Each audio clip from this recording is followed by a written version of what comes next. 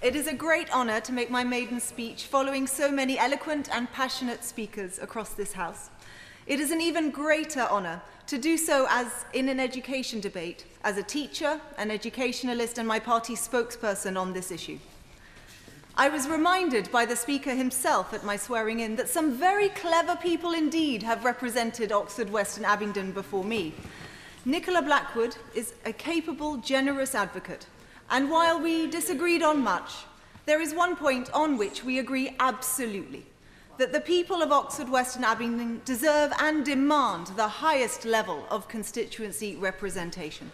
I pay tribute to the former member for her genuine, heartfelt commitment to the area, and I promise my constituents that they will always be at the centre of my heart while I am here.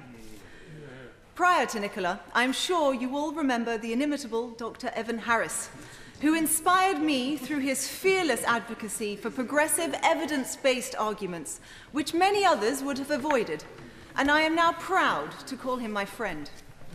Both of these predecessors were also enthusiastic proponents of science, and as a maths and physics teacher, I intend to do just the same.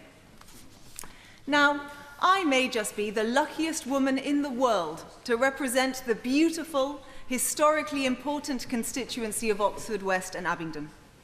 To the north sits Kidlington and surrounding villages.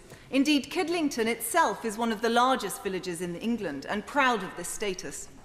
Then we have the stunning North Oxford, the home of 10 Oxford colleges and the haunt of many Oxford Brookes students as well. The community there is passionate and active, and I very much look forward to receiving their numerous emails and letters replete with footnoted references. And then to the villages further south, large and small, each with their charm and strong community spirit. And last but not least, the ancient market town of Abingdon. Some say a contender for the oldest town in England. Rubbish, I say. It is the oldest town. Colchester, go away and try harder. It is a very special area, full of remarkable, talented people. But like all communities, we face our fair share of challenges. Flooding, unaffordable housing, underinvestment in public transport, notably cycling and buses, feature frequently. But none more than the A34, and many here will know of the cross-party fight to secure the funding for the Lodge Hill junction. I can promise that I will never let up on these local issues or any other. But the most recent grassroots campaigns were on the closures of children's centres in the constituency and in the crisis in schools funding, led by parents in the Oxfordshire Fairer Funding Group, which brings me neatly back to the theme of this debate. I am here because I have a burning passion that every child, no matter their background, should have a fair chance of making the best of this world.